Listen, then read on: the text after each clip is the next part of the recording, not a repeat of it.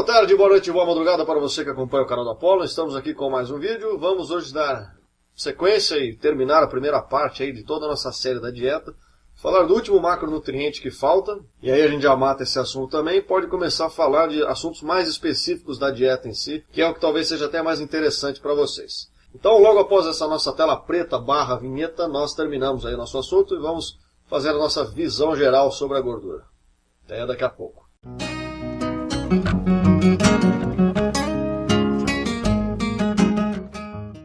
Então, como sempre, como nós fizemos aí com os outros macronutrientes, vamos começar dando uma visão geral de algumas das funções principais aí da gordura no nosso organismo.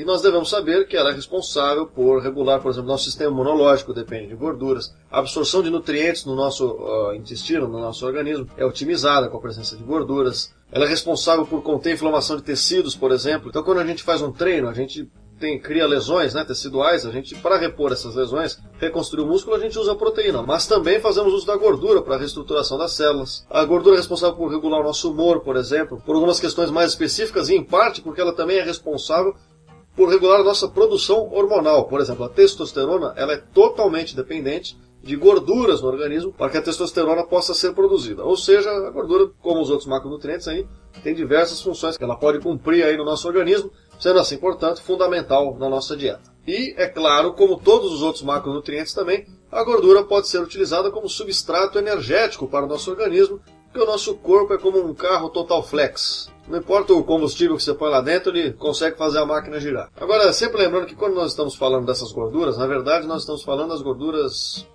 saturadas e insaturadas de uma origem natural. Quando você pega lá uma embalagem do alimento, você vai observar, geralmente vai ter lá escrito: esse alimento, a cada porção de tantas gramas, contém tanto de gordura total, tanto de gordura saturada, tanto de gordura insaturada, às vezes a insaturada não aparece nessa descrição, e um tanto de gordura trans. Tudo que nós falarmos daqui em diante, e tudo que eu falei anteriormente, aliás, também, está relacionado à gordura insaturada e à gordura saturada. A insaturada é essa que às vezes está omitida nessa tabela aí. Nunca da gordura trans, certo? Porque a gordura trans ela é uma alteração industrial que é realizada na composição da molécula dessa gordura para que ela dure mais tempo, para que ela se solidifique na temperatura ambiente, dá um sabor para os alimentos, dá uma maior durabilidade para os alimentos industriais, mas ela não desempenha essas funções no nosso organismo. Além do que, a metabolização dessa gordura ela é muito mais lenta do que das outras formas de gordura. Então, quando você ingere gordura trans, a tendência é que ela sempre se armazene e ela vai ser utilizada como a última da última fonte de recurso energético. Então, quanto mais você acumula dessa gordura, na verdade, mais difícil é para você se livrar dela depois. É uma gordura que você deve evitar. Fica esse parênteses aqui, essa ressalva. E aí uma coisa curiosa é que esse macronutriente é cercado de muitos mitos que o envolvem. Certo? Então eu resolvi comentar alguns com vocês aqui que são frequentemente ditos, ou que você vai ouvir algumas pessoas falando mundo afora aí. Então, por exemplo, tem gente que fala: a gordura engorda, vou fazer uma dieta sem gordura para emagrecer. Essa afirmação é um tanto bizarra, um tanto medonha, porque ela não faz o menor sentido. Gordura não engorda, certo? Gordura é a forma que você estoca as suas reservas energéticas, mas a ingestão de gordura não te engorda por si só. Não faz o menor sentido isso. O que acontece é que os alimentos que são ricos em gordura, eles tendem naturalmente a ter um alto valor energético. Isso porque 1 grama de gordura tem praticamente o dobro de energia armazenada em si do que 1 grama de carboidrato ou 1 grama de proteína. Então, por esse sentido, tudo bem, os alimentos gordurosos são bastante energéticos. Porém, a gordura em si não é responsável por engordar. Você pode engordar comendo só proteína, só carboidrato ou só gordura, assim como você pode emagrecer com a distribuição desses três também. Certo? Então, se você pegar duas pessoas que ingerem diferentes níveis de gordura entre si, mas as duas estão numa dieta hipocalórica, como nós já dissemos aqui nos vídeos anteriores, de balanço energético, em ambos os casos as pessoas emagrecerão a despeito da diferente quantidade de gordura que elas ingerem ou deixam de ingerir. O que você tem que observar é só isso: os alimentos com alto índice de gordura são altamente energéticos. Mas se isso está dentro do seu balanço energético programado, não tem por que se preocupar com isso. A propósito, é até uma coisa contraproducente você querer cortar a gordura para que você emagreça. Como nós falamos aqui, uma das funções da gordura é auxiliar nossa produção hormonal, certo? Podem, na verdade, fazer exatamente o efeito contrário. Podem te ajudar, e principalmente a testosterona, por manter massa magra, construir nova quantidade de massa magra. Isso acelera o teu metabolismo, acelera a quantidade de energia que o seu corpo precisa diariamente. Então, na verdade, isso te ajuda a emagrecer, e não o contrário. Outra coisa, será que é um mito ou uma verdade que os alimentos gordurosos são mais gostosos? Você já deve ter ouvido alguém falar, mas tudo que tem gordura é mais gostoso. E é verdade, na verdade, essa sensação de que os alimentos gordurosos são mais gostosos é uma adaptação do nosso próprio organismo, certo? Em reconhecer que aqueles alimentos que têm mais energia, possuem mais gordura, são mais funcionais para a manutenção da nossa vida. Então é normal que você se sinta naturalmente mais atraído por alimentos que têm gordura, porque eles contêm altas reservas energéticas que, numa situação de escassez de alimentos, principalmente, vão favorecer a sua sobrevivência. Outra coisa que a gente escuta é que a gordura faz mal para o coração, faz a gente ter infartos, etc, etc. Essa conversa de que comer gordura faz com que você tenha parada cardíaca, tenha AVC, etc, etc, até hoje, através de dezenas de estudos, através de dezenas de grupos de controle que somam aí centenas de milhares de pessoas, certo? Então não é um estudo feito em boteco, não é um estudo feito no quintal da casa de alguém. É um estudo que abrange 400, 500 mil pessoas, na somatória de todos eles. E até agora não se conseguiu estabelecer nenhuma relação direta entre ingestão de gordura e problemas cardíacos. Então, não necessariamente isso é uma verdade. Não, mas eu ouvi dizer que existem diferentes tipos de gordura e algumas fazem bem e outras fazem mal para o coração. Sim, na verdade existe mais de um tipo de gordura. E dentre esses dois tipos que a gente vai considerar aqui, existem mais subtipos. Mas para simplificar o papo, a gente vai tratar disso que a gente sempre ouve falar como gordura boa ou gordura ruim. A verdade é que não existe uma gordura boa e uma gordura ruim. As duas gorduras cumprem função no nosso organismo. Os dois tipos de gordura que nós vamos citar aqui. Então, quando as pessoas falam de gorduras boas, geralmente elas se referem às gorduras insaturadas. Quando elas falam de gorduras ruins, elas estão falando de gorduras saturadas. Então, a ideia que se criou, inclusive relacionada a esse problema de ataque do coração, etc., é que as gorduras saturadas seriam as gorduras ruins, as gorduras malévolas, e as gorduras insaturadas seriam as gorduras que fariam bem para o nosso organismo. Então a gente poderia comer uma, mas não da outra. E esse é o ponto. Isso aqui não bate com os levantamentos, isso aqui não bate com os estudos feitos. Na verdade, o que os estudos apontam é que o equilíbrio, um determinado equilíbrio entre essas duas gorduras, faz muito mais bem ao organismo do que qualquer outra coisa, do que se você comesse só uma delas em separado. Então, por exemplo, a questão hormonal, de produção de testosterona.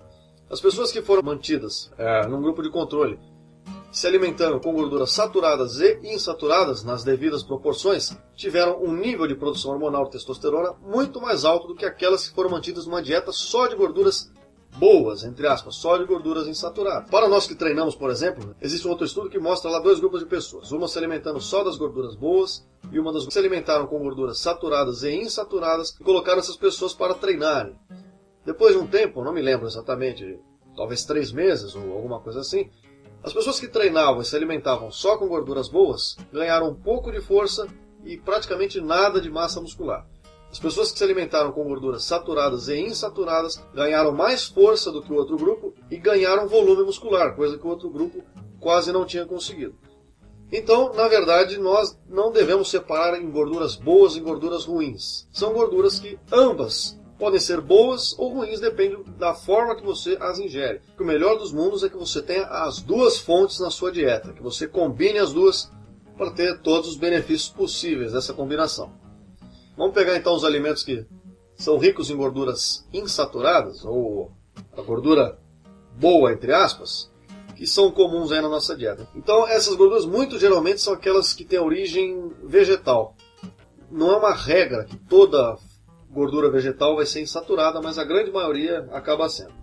Tanto de grãos e sementes, tá tudo incluso aí. Amêndoa, avelã, castanha do Pará, amendoim, castanha de caju, semente de girassol, os óleos desses grãos, tipo óleo de canola, ou óleo de linhaça, óleo de azeite, principalmente, que eu acho que talvez seja o mais comum nas nossas dietas. Então todos eles são ricos nessa gordura insaturada. E algumas fontes animais também, como frutos do mar, os peixes, né? Atum, sardinha, salmão, truta, enfim.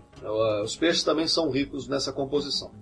Sempre lembrando que o fato deles serem ricos em gordura insaturada não quer dizer que eles só tenham gordura insaturada.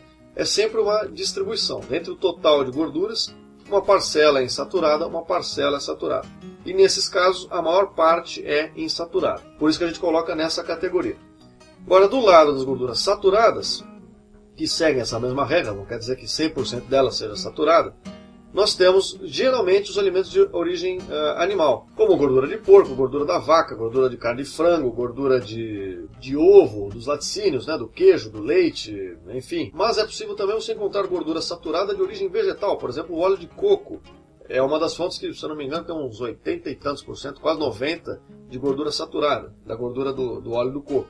Certo? E são essas as fontes em que geralmente a gente vai encontrar essas gorduras. E a gordura trans, aonde que a gente encontra? Naturalmente a gente não devia encontrar gordura trans nos alimentos. Porém, geralmente você vai encontrar a gordura trans, que é aquela que não serve pra gente, em alimentos industrializados.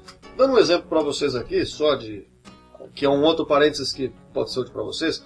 Quando você pega uma embalagem lá de biscoito barra bolacha, sei lá, como raio você chama isso.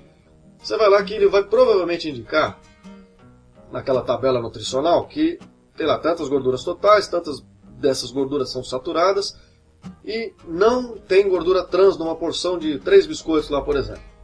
O fato dessa embalagem dizer que não tem gordura trans nesse biscoito não quer dizer que não tenha gordura trans nesse biscoito. Aí você vai falar, porra, mas que merda é essa? É o seguinte, nosso sistema de regulação aí que regula quando a gente deve informar essas informações nutricionais, indica que se em uma porção você tiver uma quantidade de gordura trans inferior a 0,2 grama, você não é obrigado a declará-la. Então, se em vez de 0,2, seria 0,20, por exemplo, se tiver um pouco a menos, se tiver 0,17 gramas em uma porção, você não é obrigado a declarar. Então, vai aparecer ali no rótulo que não tem gordura trans, mas a verdade é que tem. E aí, se você come uma porção, você está ingerindo menos que 0,2. Porém, se você come 2, 3, 4, 5, o pacote inteiro, eventualmente, você está sim ingerindo alguma quantidade um pouco mais significativa de gorduras trans. Então é bom tomar cuidado com isso. Redes de fast food, esses alimentos industriais e tal, acabam tendo sempre um pouquinho de gordura trans sim, que nós devemos evitar. E suplementos de gordura existem? Existem sim. Você já deve ter visto na televisão lá, o pessoal querendo te vender ômega 3, ômega 6, ômega 9, né, o óleo do peixe em geral. Esses ômegas também podem ser obtidos através do óleo de linhaça, por exemplo. Ou óleo de chia também é rico em ômega 3. E essas gorduras específicas, elas não podem ser produzidas internamente no nosso organismo. Isso quer dizer que elas são essenciais, como são alguns aminoácidos, por exemplo, lá das proteínas. E você deve sempre ingerir através da sua alimentação. É a única forma de você obtê-lo. Então, se você tem uma dieta que eventualmente é muito restrita desses alimentos que eu citei, por exemplo, óleo de chia, óleo de linhaça, óleo de peixe, você não come peixe, não come frutos do mar de maneira alguma, nesse caso pode ser interessante, se você tiver a condição, né? Você pode suplementar com esses óleos também para ajudar a compor a sua dieta. São vendidos geralmente em cápsulas aí e tal, tranquilo de tomar e se for o caso, então pode te ajudar. E outra coisa que eu me lembrei agora, que talvez seja um aviso muito importante mesmo, é que eu falei do azeite, por exemplo, aí para vocês, né? Algum desses óleos, como o azeite, quando nós os ingerimos em grandes quantidades, nós podemos ter alguns problemas de ordem de estabilidade do organismo, né? Principalmente se a gente não está acostumado a comer esse monte de gordura. Então, falando um português claro, pode dar uma caganeira desgraçada. É bom você tomar cuidado com isso também, certo? Para não dizer que eu não avisei depois. E as últimas 2 observações para encerrarmos o vídeo é o seguinte. Quando você pega óleo de soja, óleo de milho, de canola, de sei lá que raio que for, para cozinhar o negócio, para fritar o negócio, você aquece esse óleo na frigideira, né? Quando você aquece esse óleo, você altera a estrutura molecular ali dessa substância. Você não pode ficar regando de óleo seus alimentos quando você for fritar eles, porque isso, na verdade, vai alterar as propriedades do óleo, certo? Ele vai deixar de ser aquilo que você supostamente espera que ele seja. E a última observação, e mais importante, então, é a proporção. Eu falei aqui que nós precisamos manter uma proporção de gorduras entre as gorduras saturadas e insaturadas para que nós tenhamos a otimização de algumas situações. E qual seria essa proporção, afinal de contas? Bom, geralmente, a quantidade calórica de gorduras numa dieta que uma pessoa monta gira em torno entre 25, 30, 35 até 40% das calorias diárias. Ou seja, dando um exemplo prático, vamos pegar um exemplo de que as gorduras componham 30%, perto de 1/3, né, das calorias diárias de uma dieta. Então vamos supor, para facilitar a conta também, que essa pessoa ingira 3.000 calorias por dia. 1/3 das calorias representariam 1.000 calorias. Ou seja, das 3.000 calorias que a pessoa vai ingerir no dia, aproximadamente 1.000 são de gorduras. E aí vamos supor que você tenha estabelecido esse valor. Dentro dessa proporção, das 1.000 quilocalorias, nós vamos estabelecer uma segunda proporção entre as gorduras saturadas e gorduras insaturadas. De modo que as gorduras saturadas componham de 1/4 até 1/3, aproximadamente, dessas quilocalorias. Ou seja, 1/4 a 1/3 significaria uns 25%, até uns 30%, 33%. Tá? Então, se a gente pegar, por exemplo, 30%, dessas 1000 calorias, se a gente vai fazer 30% de gorduras saturadas, quer dizer que dessas 1000 calorias, 300 deveriam ter a origem de gorduras saturadas e as outras 700 calorias ficariam livres para as gorduras insaturadas, por exemplo, certo? Então essa é a proporção que, em teoria, a gente considera normal na medida em que a gente melhora o aproveitamento dessas gorduras. Então, gorduras fazem parte da dieta do ser humano desde sempre e até o momento não há nenhuma perspectiva que deixem de fazer. Desde sempre o homem se alimentou de caça, então não necessariamente nós devemos ver a gordura saturada como algo prejudicial, certo? Basta que nós controlemos o que estamos comendo. Então por enquanto é isso. O vídeo de hoje se encerra por aqui. Vocês podem avaliar o vídeo aqui embaixo, clicando em gostei ou não gostei. Vocês podem compartilhar esse vídeo, comentá-lo, se inscreverem no canal para receberem os próximos vídeos, tanto dessa série quanto dos outros eventuais assuntos que nós abordamos aqui. Por enquanto é isso, um beijo na alma de todos vocês e até a próxima.